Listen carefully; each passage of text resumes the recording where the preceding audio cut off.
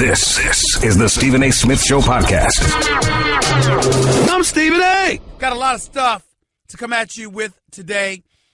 Definitely got a playoff game to talk about tonight. Game 5 of the Eastern Conference Finals between the Cleveland Cavaliers visiting the Boston Celtics.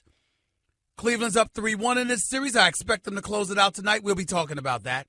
A little bit later on the show, we'll be talking about Richard Sherman and how the Seattle Seahawks want him gone, how he wouldn't mind accommodating them by being gone, and the real story behind what's going on with Richard Sherman with the Seattle Seahawks, something that needs to be broached yet again.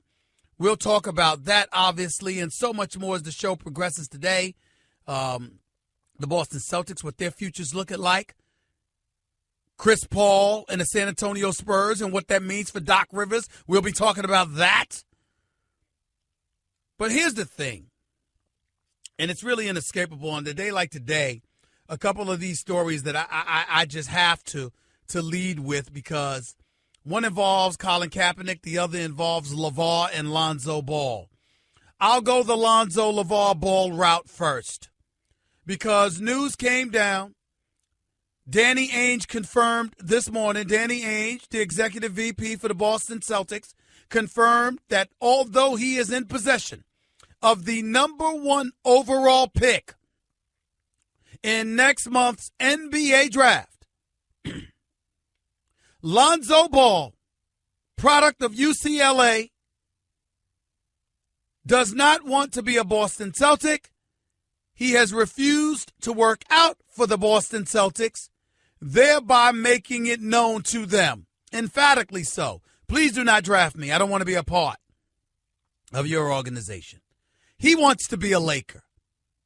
Clearly he wants to be a Laker. My issue is there's absolutely nothing wrong with it. But I just wish that it didn't have his father, LaVar Ball, written all over it. Who's his agent? Who's his representative? Who's the individual that's going to be in that room negotiating on behalf of Lonzo Ball? That's the question. Because, by the way, it's not just when you're in that room negotiating. It's what's transpiring right now. When you look at a guy like Lonzo Ball right now, and the residue of his collegiate career is unflattering in the end, because the last time we saw you on the basketball court was against De'Aaron Fox of Kentucky, who dropped 39 on you, and Kentucky bounced y'all out of the NCAA tournament. Is it a good look for you to say, I'm not working out for somebody? I'm here to tell y'all I have no problem with him not working out for the Boston Celtics. I'll tell you what I have a problem with. I have a problem with his father being the backdrop. Because if this were an agent, if he was represented by Bill Duffy, if he was represented by Henry Thomas, if he was represented by even a Rich Paul, for example, if Rob Pelinka was still an agent and he was represented by him, if Mr. Jeff Wexler, who represents Kyrie Irving, was representing him, I got it. Because then all the credit, blame, or whatever goes in the direction of your agent, not you. And you're not held accountable, nor are they taking that into consideration when it comes time to draft you. The problem that I have here, as it pertains to Lonzo, is that nobody's thinking about him. They're thinking about his daddy. They're thinking about LaVar Ball. The same LaVar Ball that's got the Big Baller brand. The same LaVar Ball that's selling $495 sneakers. The same LaVar Ball that now has his T-shirt line, the Big Baller brand. Go to BigBallerBrand.com, please. That's where it's at. A T-shirt, Big Baller brand on it. $50. A T-shirt for $50. You got some up here, the Cold Breeze T-shirt, $57. You got the Authentic Bling T-shirt, that's $60. You got the Elite Gold Open Bar T-shirt, that's $60. By the way, all the shirts look the same. The Captain T-shirt, the T-chest, Triple B Gold Foil, that's $57. There's one that says stay in yo lane, not your, Y-O-U-R, yo. Stay in yo, Y-O. Stay in your lane. That T-shirt's $50 too. That's with the white letters. With the gold letters, it's $60. I mean, the father is something else, man. He's going for it, no question. It's about independence. It's about marketing his own brand. It's about all of that stuff. I get it. But when you're doing all of these things, there's only one reason why any of this sells. That's because of your son. And LaVar Ball is already cutting checks his son's going to have to cash. And I don't know about anybody else, but that's an immense amount of pressure.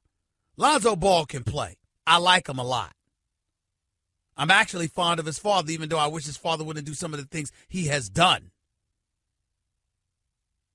But I got to tell you, this is not a good look. It's a headache. And if you're the Los Angeles Lakers, if you're folks out there in L.A., you got to ask yourself this question. Should Magic Johnson and Rob Pelinka want Lonzo Ball on their squad? With all of this stuff going on, is this good for the Los Angeles Lakers? Remember, the Lakers ain't great at rebuilding. They're under some pressure to win now, considering how inept of a franchise they've been over in recent memory. Lonzo may very well end up being a star. I doubt it'll be immediate. So if that's the reality of the situation, what do you do when Josh Jackson is available in the draft, when Markelle Fultz is available in the draft, when this kid Tatum out of Duke is available in the draft, when De'Aaron Fox, who gave it to Lonzo, is available in the draft? What do you do?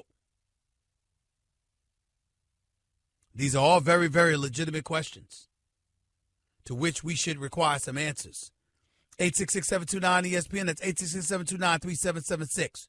In New York City yesterday afternoon, about 75 protesters showed up across the street outside of the NFL offices across the street. That's probably where they were restricted to by police. All in support of Colin Kaepernick.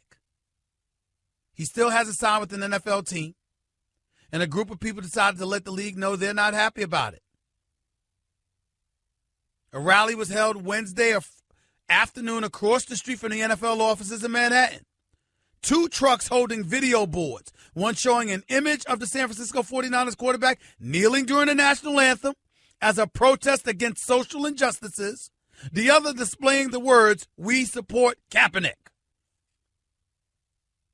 USA Today newspaper estimated about 75 participants at its height showed up, obviously.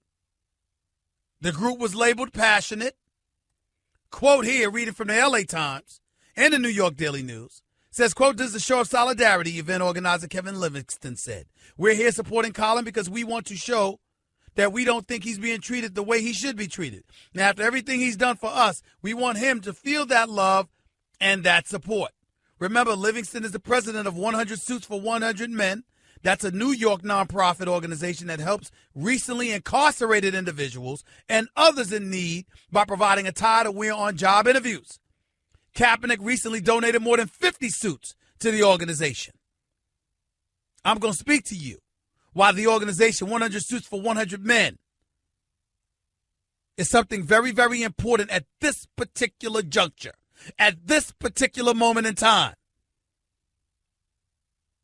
I'll explain that and more coming up, but I got to tell you something. I appreciate the support they have for Colin Kaepernick. What I'm wondering is, how much do you really think is going to help him? And more importantly, how much help do you all think he should receive? Want to be a part of the show? Hit Stephen A. up weekdays from 1 to 3 Eastern at 866-729-3776. Give Stephen A. piece of your mind. He is sorry. Call him weekdays from 1 to 3 Eastern. I mean, just trash. At 866-729-3776. See, here's the deal with Colin Kaepernick that everybody needs to remember. What was he due to earn this year? About $12 million? I believe it was around that portion. And he opted out of his contract. What the hell you opt out of your contract for? We forget that. We forget that. No question about it. 729 ESPN is the number to call up. That's 866-729-3776. One of the other things that needs to be discussed, 100 suits for 100 men, trying to dress formerly incarcerated, job interviews, things of that nature. Colin Kaepernick donated about 50 suits to that organization, that nonprofit organization. It's a worthy cause. And let me tell you why. Ladies and gentlemen, I'm of the mindset that if somebody is released from prison, it behooves us to try to give them an opportunity. Now, I know what a lot of people are thinking. We've got unemployment out here. It's lower than 5% at this particular moment in time, but who knows what it's going to be like. You've got people out here who never broke the law that are struggling to find work. Why should somebody who did break the law and was imprisoned because of it be given an opportunity ahead of those who doesn't? That's not what I'm trying to imply. What I am simply saying is that you hire the best qualified candidates. Those who were formerly incarcerated should be included in the mix in this regard. If they're not in jail, they're on the streets. And if they're on the streets, you want folks to have an opportunity to work. Because if they're not working, what do you think they're going to do to pay bills, to feed themselves, their families, put clothes on their backs, etc., etc.? As a society, you're only as strong as your weakest link. And to just erase those individuals and act like they don't exist, it's counterproductive. But I'll tell you another reason why that resonates with me on this particular day. You see what your attorney general is doing? If you don't, go back and listen to the Joe Madison show on Sirius XM this morning, channel 126. He had Senator Cory Booker from New Jersey on his show. And both talked about Jeff Sessions attempting to re-implement something that was essentially eradicated by the last two presidents in this country, George W. Bush and then Barack Obama, where you had those draconian rules where non-violent drug offenders were handed mandatory sentences. You from urban America? You're in possession of crack or weed or Lord knows what else. You can find yourself facing some stiff penalties. Long-term jail sentences. The federal and state courts spoke out against it because they couldn't afford to incarcerate but so many people. Now you have an attorney general trying to reinstitute those rules, those laws that were eradicated from the books. So we're talking about 100 suits for 100 men. I don't know the nuances or the particulars, but it appears, at least, if you read some of the stuff that I've been reading, you got an attorney general that says, I know how to eradicate that problem. We just won't let you out. You got individuals from rural America. They're being thrown into rehabilitation centers. You got individuals from urban America, which are primarily minorities. They're being thrown in jail. See, on a day like today, where even somebody like me on the record calling Colin Kaepernick a hypocrite for literally sitting there and saying that he didn't vote, in the same breath, you got to man up and give him his just due when he wanted to point towards injustices, because this would happen to be one of them. And those individuals that were outside the NFL office protesting on Colin Kaepernick's behalf, it's because they can identify with exactly what I'm talking about. They can identify with why you should have a problem with the attorney general at this particular moment in time. Because if indeed the reports are true,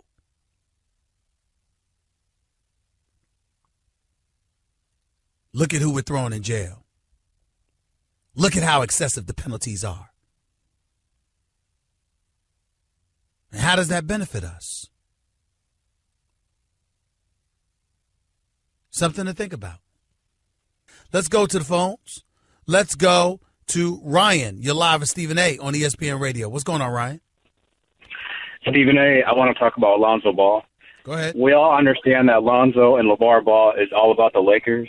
But if I'm Lonzo, I'm taking a step back and watching the Celtics, and I'm saying to myself, this is just the perfect fit for me. Brad Stevens prizes the team with constant ball movement and defense. And if they don't have Isaiah Thomas for the next season, just plug Lonzo in and look what the Celtics could be this next upcoming season. Well, you could say that, but in reality, he doesn't want to be in Boston. He doesn't want to be in Boston. That's 3,000 miles away. That's a Celtic when you love the Lakers.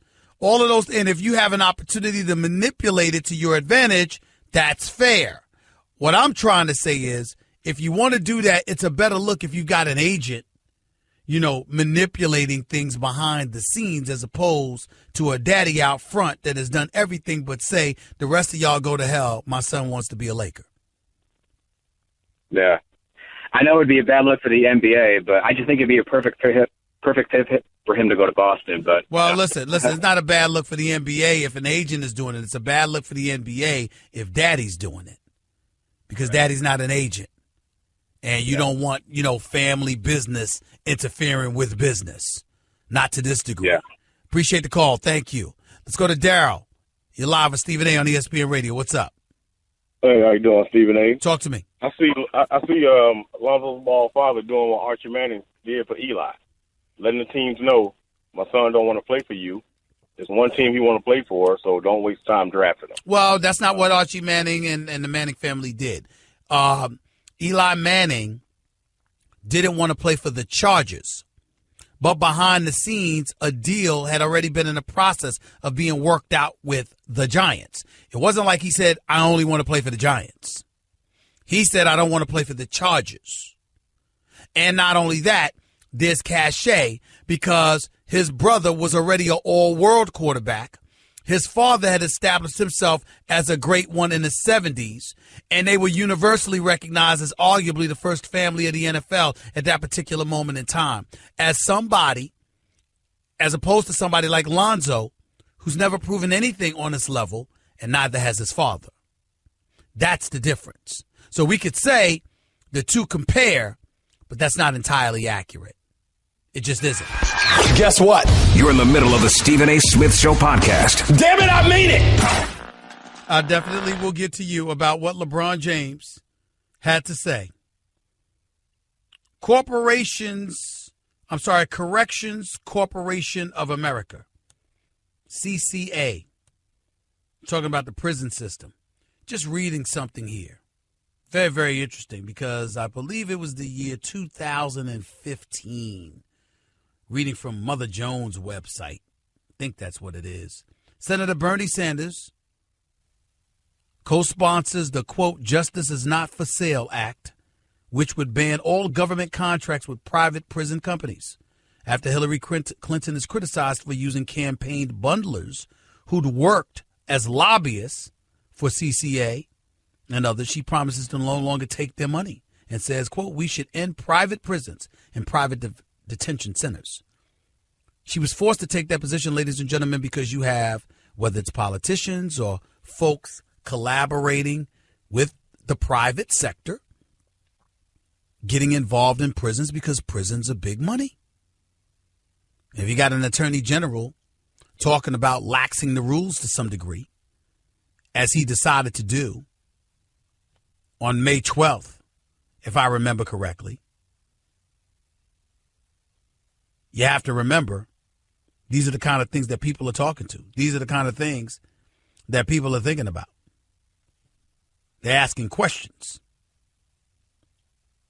about Mr. Sessions.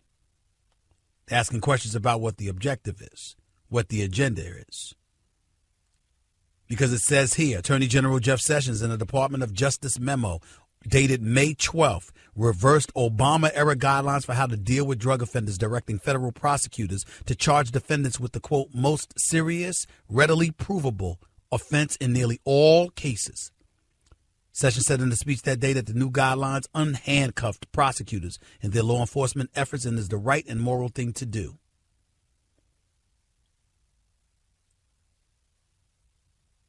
Criminal justice reform advocates, including former Attorney General Eric Holder, who put the earlier guidelines in place, and some members of Congress swiftly criticized Sessions' policy shift, saying the Sessions memo is like traveling back in time to the 1980s.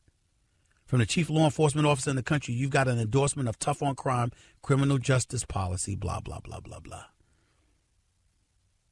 You're Kaepernick. You're the individuals out there, 100 suits for 100 men, protesting on behalf of Kaepernick. These are the kind of things that you're bringing attention to. This is what the kind of thing that Colin Kaepernick wanted to bring attention to. Again, he was a bit hypocritical for saying that he doesn't vote because the number one conduit for change in this country, as far as I'm concerned, outside of money, is voting. But nevertheless, they were outside yesterday protesting on his behalf. Things are getting very, very interesting, ladies and gentlemen. Sports and politics are intertwining, whether we like it or not. And I have no doubt that Colin Kaepernick is being blackballed at this particular juncture. Let's see what Seattle does. They gave him a tryout. My response is, however, what the hell did you expect? You got a lot of men. I've met individuals. I've spoken to executives. They don't want that noise as a part of the organization. They don't want that kind of distraction. Colin Kaepernick should have known that and found a way to continue to get paid and continue to raise awareness without doing what he did to alienate so many folks. Ladies and gentlemen, it's called playing chess instead of checkers. We in Brooklyn, you're live with Stephen A. What's up? Hey, man, Stephen A., I agree with you. I understand what you're saying. Like, just like what you said, Stephen A., he's playing chess. I mean, Kaepernick playing a little bit of chess, but he moved too early. Like, he can't expect to be back in the league. Like, as far as myself, Stephen A., like, I was actually incarcerated. I know how hard it is to get back out here. I respected things that he's doing other than the kneeling, like, just to put himself out there. Mm-hmm. You got to respect him just for that. Everybody know what time it is out here. And I was listening to you yesterday. I love you, Stephen A. I love how you kick it, man. I love how you, like, this shit make me emotional, excuse me, man, but you talk about the things nobody talk about. And when you was talking to Dan LaVar yesterday, I said, look, two of my mans, like both of y'all at the same time, because nobody get that man enough credit neither. LaVar's a special brother, man. LaVar's special. Listen, when he went through that thing with, who was it? I'm a Jets fan, so, I had a hard run. So, but Keyshawn, man, yep. I said, listen, nobody knew it because nobody really heard him. They took him off ESPN, Stephen A. And I mean, he was on here. You left. That's the only good thing. When he left, you came. So I came. Because I followed you. I followed you they from took who off? I followed you from took who off ESPN? Dan LaVar. He was on in New York City on the radio. Oh yeah. But that wasn't about that didn't have anything to do with Keyshawn. Listen, when you have a national show, no. Yeah. I understand that, but the things he used to talk about, Stephen A., nobody wanted to hear. I ain't even gonna go there, but I just love you, Steping A. I love it. It's my third time talking to you.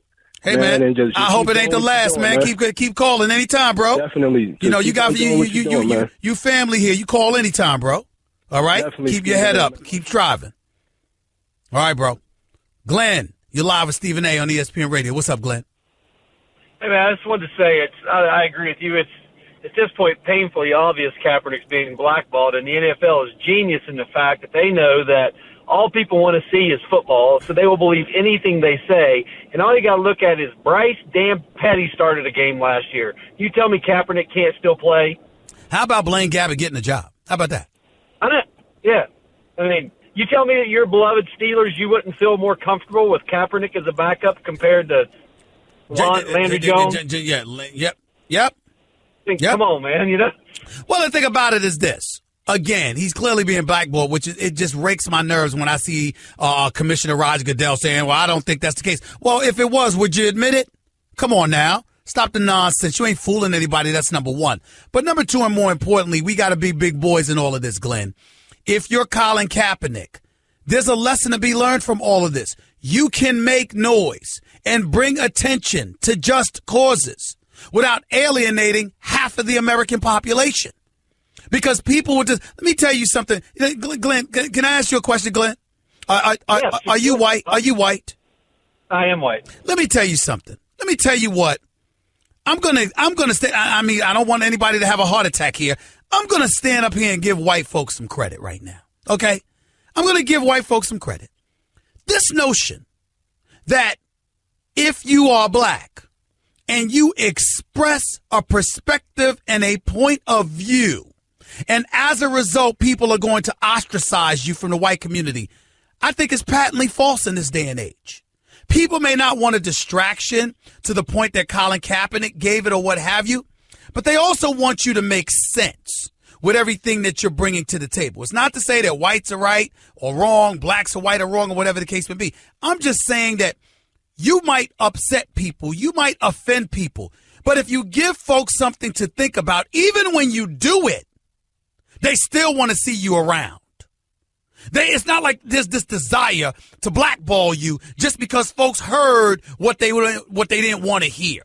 And this notion that that's all that happened to Kaepernick is not factual. The fact of the matter is that you could have brought attention to the causes that you brought attention to without kneeling for the national anthem. And if you're going to go that far, then you don't turn around and say you don't vote. Because now everybody's looking at you like a flaming hypocrite. And I think that's what's going on here. I think if he had just taken the position, but he was out there voting and campaigning and trying to make a difference with this election and beyond, I think you would see people that would be far more forgiving and understanding about his position. But the fact that he did neither voted and involved himself in the political stance while at the same time trying to call himself an activist because of the position that he took, it just raked everybody's nerves. Glenn, I think that's what's hurting him right now. What do you say to that? I agree 100%. And, I think one of the biggest mistakes he made is in this day and age, because of social media and things like that, people don't use their own minds to form their opinions. So all this stuff that they're reading about him, they're not actually looking in depth at what he did. They're just reading everything they read on Facebook or Twitter, and they're forming their opinions from that. I think what he did was admirable, but I agree with you. How he did it was not the right way to go about it. Glenn, I appreciate the call, buddy. Thank you so much. Guess what? You're in the middle of the Stephen A. Smith Show podcast. Damn it, I mean it. Game 5 tonight in Boston. Boston Celtics hosting the Cleveland Cavaliers. Game 5 of the Eastern Conference Finals. Cleveland's up 3-1. Expected to close things out tonight. In the meantime, LeBron James has been headlining the news as usual because everybody's talking about him. Chasing his 4th championship, chasing ghosts like Michael Jordan. Some others have said chasing Kobe Bryant, even though Scottie Pippen says it's not Michael or Kobe. It's really Magic that LeBron should be compared to. I'll elaborate on why that's foolish in hour number 2. But listen to what LeBron had to say this morning. It's just a personal goal of mine. It has nothing to do with passing them in rings, passing them in points, passing them in MVPs. It's just my personal goal to keep me motivated. That's all. You guys are going to have the conversations about who's the greatest of all time and things of that nature. It doesn't matter to me. At the end of the day, it's so funny that the conversation is always talked about in the NBA about who's the greatest, but it's never talked about in the NFL as who's the greatest quarterback. It's just like Marino, Elway, Manning, Brady, all great quarterbacks. And it should be the same for us. We go out and just try to be as great as we can be every night. The comparison of always trying to compare people, either living or still playing or not playing. I think it's great for barbershops, but for me, I'm just trying to put my mark on the game and leave a legacy behind so I can inspire the next group of kids that want to play the game the right way. I'm going to say something that's a bit controversial, but I swear to you I don't mean to. It's just what's in my heart. I am getting sick and tired of LeBron James bringing up stuff about what he does for kids and things of that nature and how he's trying to be an inspiration and a motivation to them. Hear me out here. I think it's beautiful that he does what he does. I think his philanthropy, his charitable efforts, his conscientious behavior, I think it's to be admired. I think LeBron James can make a run for the most admirable superstar in history. He's damn near a billionaire. He gives back to the community. He does all of those things. But I don't want to hear about that when I'm just talking about you as a basketball player. It's almost like you're trying to guilt folks into not looking at you as the superstar that you are and judging it in comparison to the elite superstar of the game that the game has ever seen. That's a default position, and as far as I'm concerned, a small way of wiggling your way out of that conversation. So in other words, when you bring up the kids and you bring up the charity and the philanthropy and all of that other stuff, we all sound like the Antichrist just because we're comparing you to who we widely consider to be the greatest in the world. The fact that you're in the conversation is a compliment and a testament to your greatness. Why do you do that? Oh, Stephen A., damn it, you can't write. Well, you know, I gave money to charity. Oh, we can't talk about you then. What sense does that make?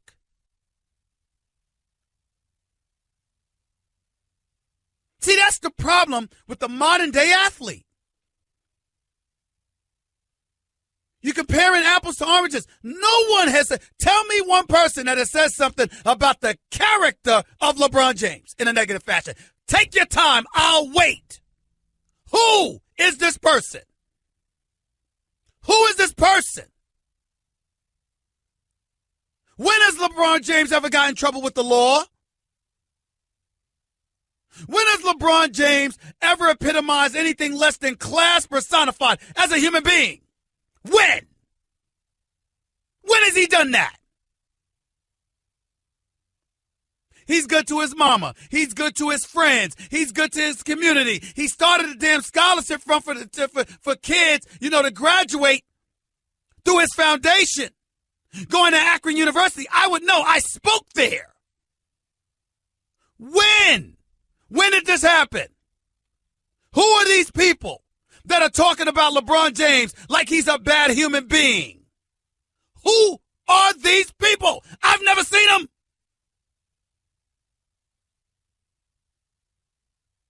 What does that have to do with a conversation about who's the greatest? And by the way, LeBron James, you're completely inaccurate, with all due respect. Completely inaccurate. We don't compare Brady and Peyton Manning and Drew Brees and Big Ben Roethlisberger. We don't mention Cam Newton. We didn't do that to Donovan McNabb. What about Joe Montana, Dan Marino, John Elway, Steve Young? We didn't do that? Of course we did. Of course we did. When we sit up there and we talk about Serena Williams, do we not call her the greatest female tennis player ever?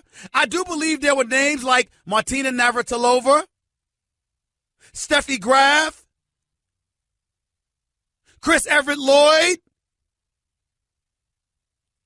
We've talked about plenty of people before in every sport. When we talked about Barry Bonds, we didn't compare him to anybody. When we talked about Mark McGwire, we didn't compare him to anybody. Every professional athlete, no matter the sport, gets compared to somebody. The same applies to college. Boxers, we don't talk about who the greats. We didn't hear Floyd Money Mayweather say he's better than Ali.